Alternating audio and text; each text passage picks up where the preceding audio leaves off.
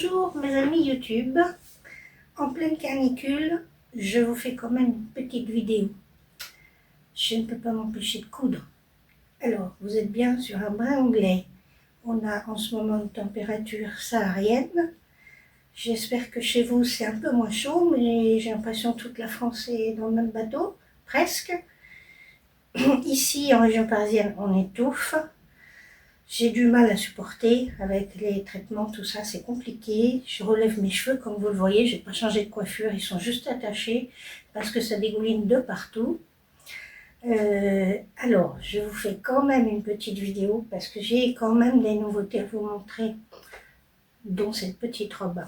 Voilà, je vous en avais parlé. Cette petite robe avec sa patte de boutonnage, sans manches pour quand il fait très chaud, avec ce tissu que j'avais trouvé chez Stop Tissu.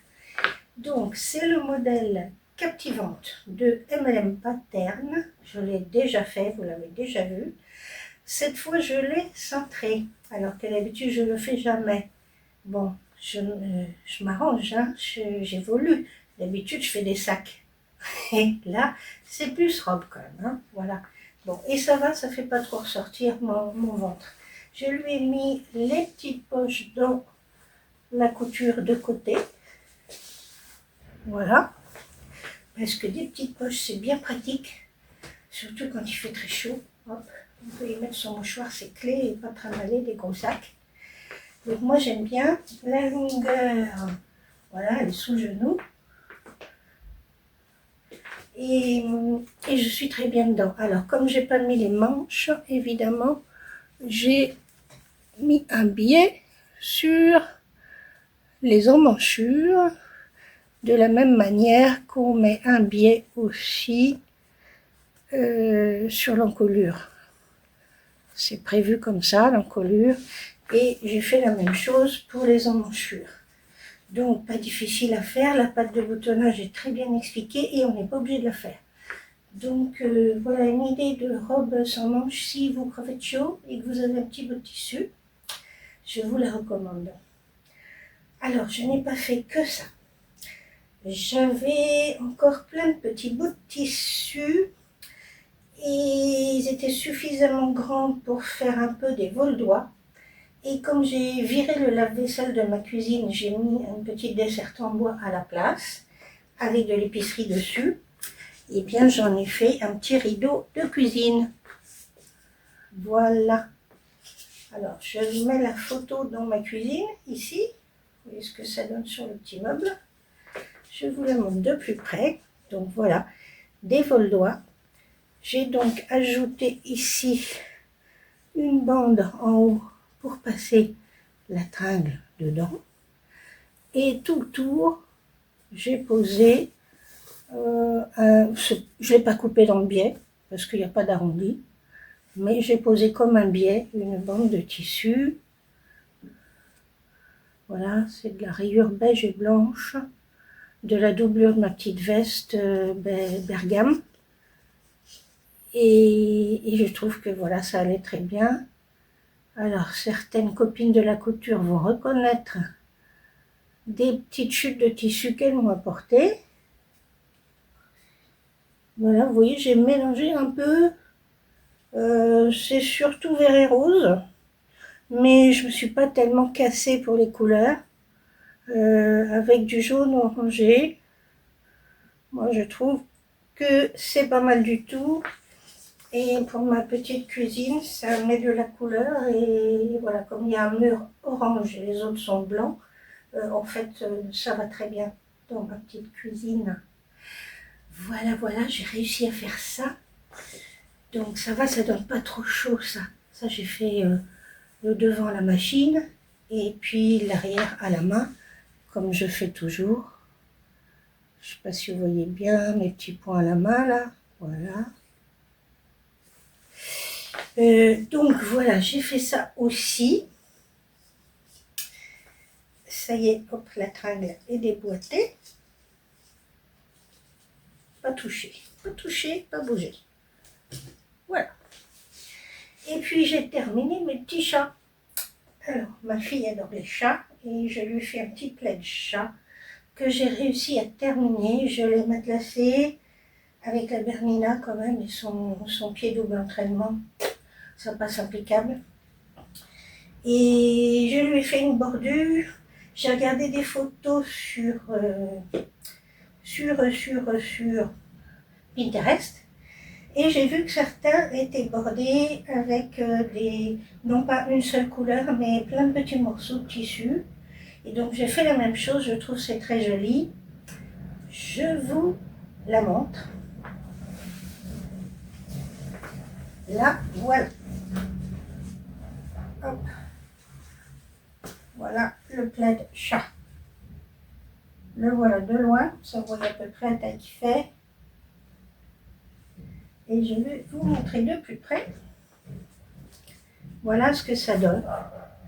Et ma petite bordure de multiples couleurs. Le matelassage que vous voyez là, alors je ne l'ai pas lavé encore, donc on doit avoir encore de la crête ailleurs. Il doit y avoir des traces de crête ailleurs. Ma petite bordure à plusieurs couleurs, que j'ai fait plus large que d'habitude.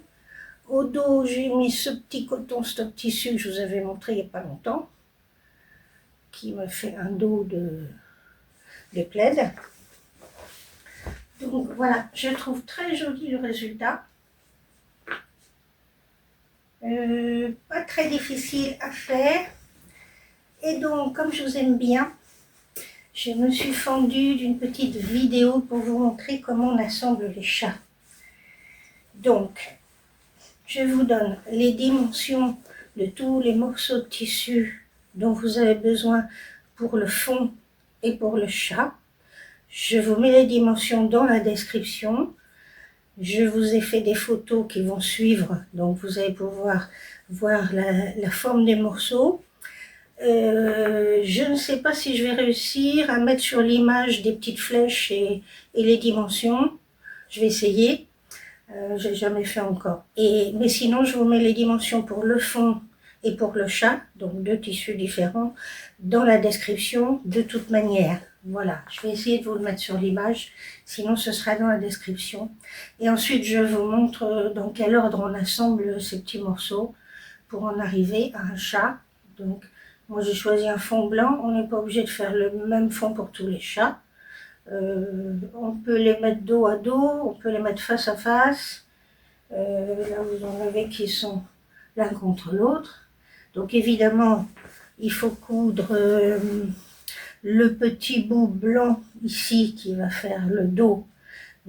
Sur ce rectangle-là, au lieu de le coudre ici, on va le coudre de l'autre côté pour faire un chat dans l'autre sens.